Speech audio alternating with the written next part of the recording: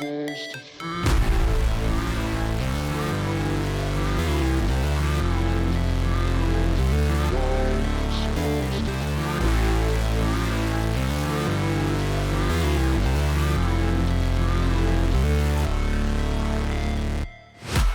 break, always fight, never quit, do it right, play the game, win it life, have no shame, there's no time, feel the pain, live the grind. Hey guys, welcome back to another episode of Aren't You Exhausted, the podcast. I am your fucking exhausted, dead exhausted host, Ashley. And lo and behold, Liam is not here again. He has a lot of things going on in his profession right now that leave life kind of chaotic at the moment, and it's a good chaos, but just a lot of things going on. And we couldn't find the time. We both slept in this morning. We went out to an amazing dinner last night with his coworkers and his boss. And yeah, just had an adult time. Had a good adult time. And we ended up coming home. I don't even remember what happened when we got home. By the time we got home, and then we fell asleep and slept in until 8 o'clock this morning, which is unlike us because we're usually early risers. We're usually up by 5:30, 6 o'clock in the morning. Today was not that day. But anyhow, let's get on with the episode. You guys don't want to hear about my life. Let's talk about what the girls are up to this week. Amber has posted sporadically. I shouldn't say sporadically. She's kept it to pretty consistent upload schedule of like every 1-2 days uploading. And we have gotten a lot of Amber kind of reverting back to her old ways. Her bad habits in eating, not really taking care of herself, in a delusion of thinking that she's living the single life and doing things on her own when Jade is still there. I mean, I've gotten a lot of people reading through Twitter and like other community tabs of other creators feeling like Jade has already left, or Jade is not there while she's recording these videos. More so when like she's not out shopping, obviously, but like when she's alone and talking in the apartment, they feel like she's alone and Jade's not there. I don't know. I feel like Jade is still there and maybe just like kind of keeping her distance. If this is all real, that's if this is real, because I don't know the depths that Amberlynn may or may not sink to make money, especially when her views before the breakup were kind of dwindling as far as how well this breakup and, you know, as far as the breakup arc has gotten her. She has definitely went up in views, unfortunately. And subscribers. She's up another 1,000 subscribers. So I don't know where they're coming from. I'm assuming France. Oh, great. We're getting thunder and rain. So hopefully my power doesn't go out. Fingers crossed. But yeah, we're getting into the bad eating habits of her eating out multiple times a day, ordering in from Uber Eats, getting junk food in their grocery hauls, very much catering to the feeder community that follows Amber and supports Amber in her endeavor of gaining weight. Amber seems to be in the delusion that she's going to be able to fully care for herself when alone. I, for one, if this was real, I don't see her living alone, at least not for long. And these are my reasons why. Amber has stated before in the past, when she was around the same size, of all of the things that her larger body could not handle. Now, we know she's not going anywhere now, for the most part. And we know that she's eating a lot more. So she's gaining weight and not doing as much because she doesn't want to clean her house and stuff. She's in a depression. And so her stamina that she had supposedly built and was able to do all these things with is probably dwindling. And that's going to lead her to not being able to, do that whole 30-minute to an hour walk around Target to shop. And where is that going to leave her for this trip? I'm assuming that it's going to be a driven trip because I don't see Amber getting on a plane. I mean, that's the whole reason that she hasn't went to go visit her family, is because long distance trips would just be brutal on her body. Let's not even pretend to exaggerate that. It would probably fucking kill her, honestly. And I don't know. I don't know how this is going to go. I think it could get really dark really fast, or this could be the boot in the ass that she needs to finally like take her health seriously and do better for herself. Get that revenge body, go out there and get it. But I just don't see that happening, honestly.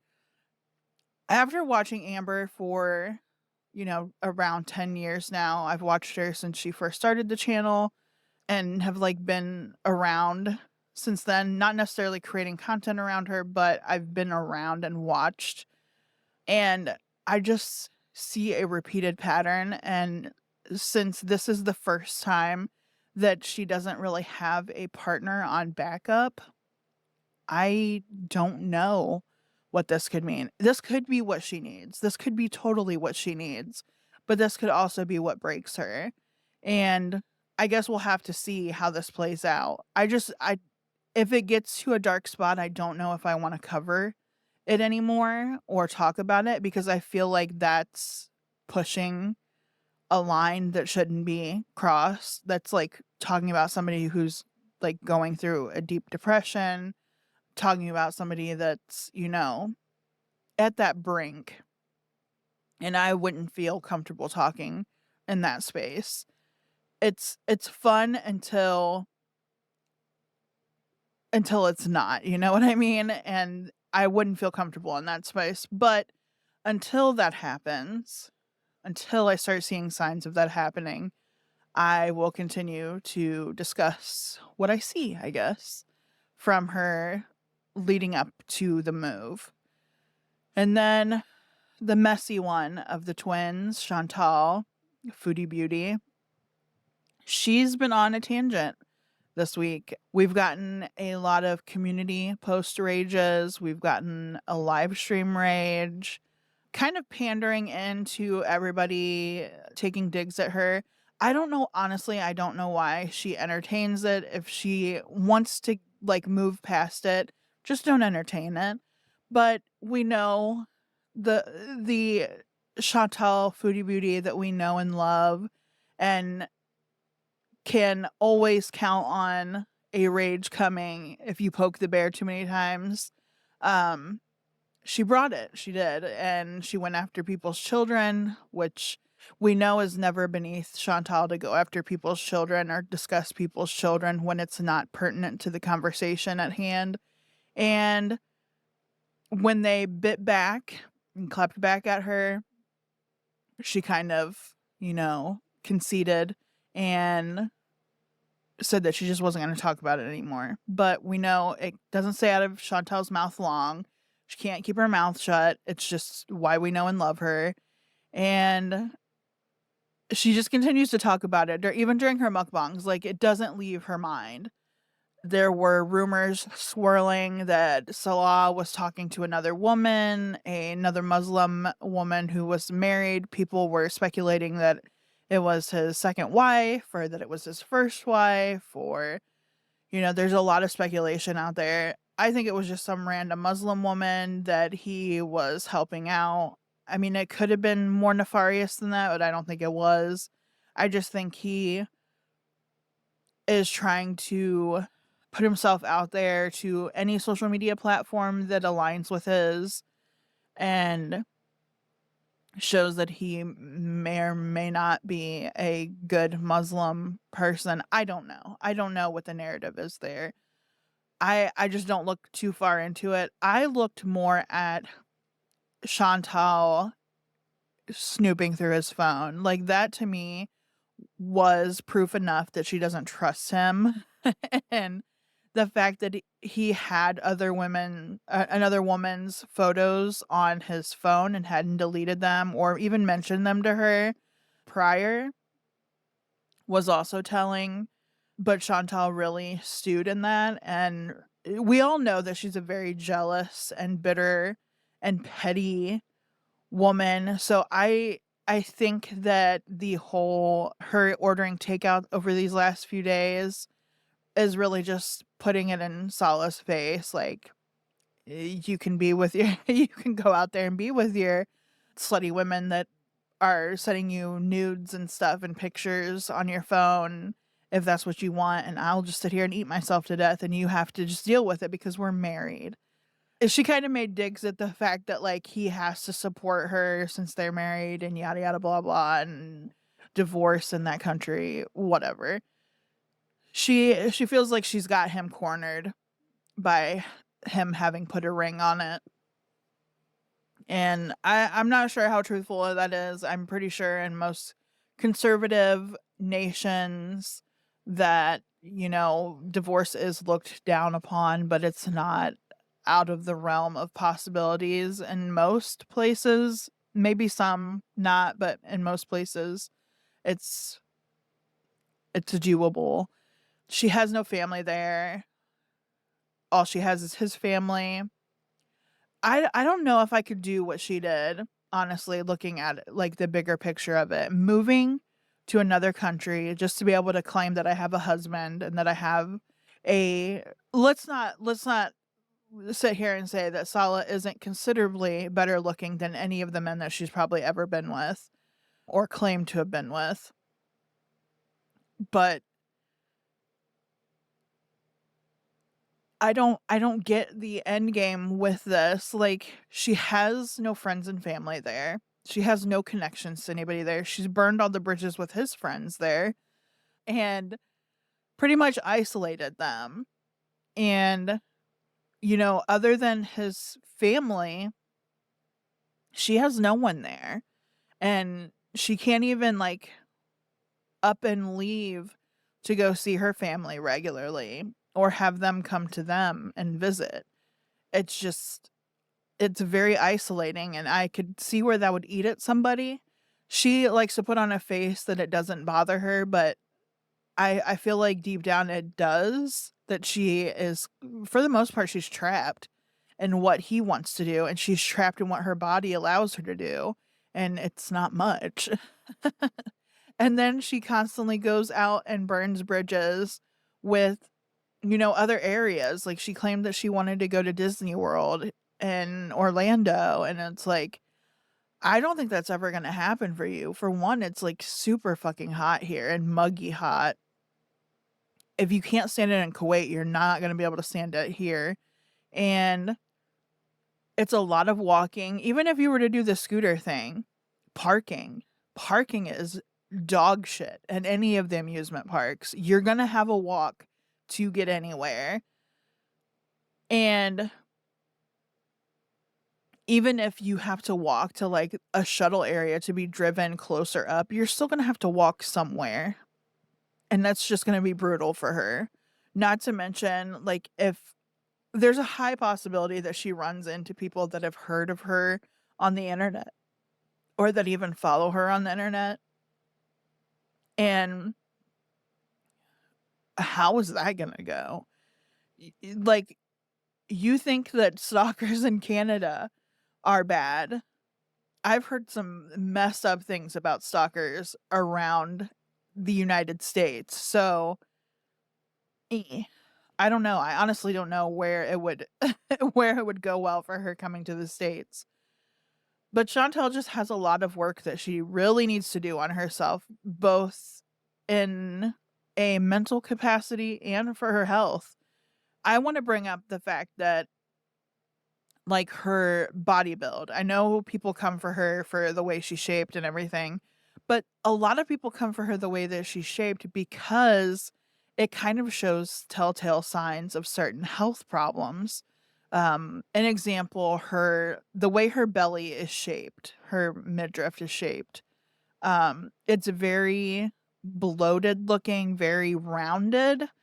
Um, and usually that is equated with like beer belly syndrome, as they call it, or beer belly that we see on a lot of midlife crisis men. But like some people call it a yeast belly, some people call it, telltale signs of liver failure.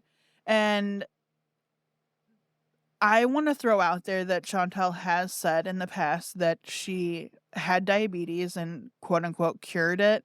I believe she said she was pre-diabetic and was able to regulate her blood sugar through diet and lifestyle change earlier. This is when she had lost weight though. And you can be pre-diabetic. It's a thing, but she hasn't been regularly tested or even tested recently in general to see what her A1C is sitting at, and I'm pretty sure it's possibly going to say elevated. She eats an ungodly amount of carbs in a day. Like she eats what a athlete would eat after a rigorous training schedule. This woman puts carbs away and sweets and sweet drinks. I feel like a good portion of why she's shaped like she is because she has fatty liver, and she really should be more concerned about this than I feel that she is, and should be getting help with this more than she is. I feel like she doesn't take it seriously because of the fact that she is not having a professional help her, a medical professional help her with this, and she shows no drive to get more help. Like, we understand that she's trying to do intuitive eating, which she's not even following completely. She's making up her own definition of intuitive eating and kind of rolling with it. But intuitive eating, you shouldn't be eating to fullness or to being stuffed, as she calls it. You should be eating until you just no longer have that hunger cue that you had prior. Which, how, as a binge eater and as somebody that overeats on the daily, how would you have that cue set up, you know? You don't even have that baseline set up of what a hunger cue is. You just eat. And a lot of how you eat is based off of your lifestyle. She's very sedentary, so of course she probably eats out of boredom, out of stress, out of, emotion to be able to soothe herself. And she eats when she's angry, as we've seen. But I feel like she is trying to intuitively eat on the false pretense that she just feels like she can eat whatever she wants when she's hungry. No, intuitive eating wants you to still be making healthy choices. It's just they want you to be mindful of your body's like hunger cues, and she can't be because of her food addiction, her binge eating disorder, and the fact that she overeats regularly. It's just she needs medical intervention to show her like what she should be looking for, not just something written in books. Like she needs somebody to sit down with her and make sure that she understands the long-term effects of living with fatty liver and not doing anything to correct it or help the cause of it. You know what I mean? And oh, it's just it's sad that both the girls, the twins, decide to treat themselves like this. And I think it's due to a little bit of self-hate because they're both very fat phobic, whether they want to acknowledge it or not. They're both very fat phobic individuals. And I feel like a lot of society is fat phobic to a certain extent, have their own self-hate to a certain extent. Not everybody's happy with everything on their bodies, but I feel like these two exacerbate those issues by kind of profiting off of their issues. They both know that their issues, showing them the way they do, allots them monetary gain. It gives them an outlet to not have to participate in society in the way that, normal people would, because their lifestyle and their career has kind of led them to an avenue where they don't have to. They're both very socially awkward people, which I get being socially awkward. I work with people on the regular, and I'm still socially awkward when I'm dealing with people outside of my profession. But it comes to a point where it's almost laughable how socially inept these two are. That they, Amber, for instance, the whole Colleen Ballinger sing along earworm, as she called it. I want to believe that she was naive in the fact of why people took pause to the fact that she chose that particular creator to sing the apology song for, and pretty much sang the exact same lyric over and over again. A lot of people think that it was a dig at reaction channels and how she feels like they are toxic and constantly like gossiping about her when things are seen as untruthful to her. Like, we don't tell the truth, we lie about her, we kind of put our own words in her mouth or take things out of context. Colleen Ballinger wasn't wasn't accused of that. She was accused of, grooming children, doing things with children that were inappropriate, sending things to children that were inappropriate. She wasn't only accused of these things, it was founded that she actually did these things. She actively participated in inappropriate behavior around children, around teenage children, as an adult. And the fact that Amberlynn has also participated in this kind of behavior with teenage children, talking sexually in front of a teenage person, asking sexual questions to a teenage person, and the fact that it's on a similar level, maybe not to the exaggerated or not to the extent that Colleen Ballinger's accusations are coming from, but it's still bad. And the fact that she chose this creator, it blows my mind. She chose this creator to take that little riff from the song and sing like it was nothing. And I'm just like, how out of touch are you? I feel like she is so out of touch from the real world and is living in this internet cesspit. And that is where she takes all of her information from. It's just the internet. When there is a world out there, there are libraries out there. She loves reading. There are libraries out there. There's a world out there of things to do. And she chose to sit on a toilet and sing the toxic gossip train repeatedly. Yeah. I'm going to leave you with that. I know that's a colorful note to end on, but I hope Liam will be joining me next time. I'm hoping we can carve out some time. It'll probably have to be during the weekend, one of the days. I don't know what this weekend's looking like so far. I do have a meetup with another creator, and we're going to go bowling and kind of just, shoot the shit. And from then, I don't know what else is going on this week. So I guess I will take it as it comes. And Thank you guys for listening. Thank you guys for sticking in there and listening to me ramble. And I will see you guys next time. Bye.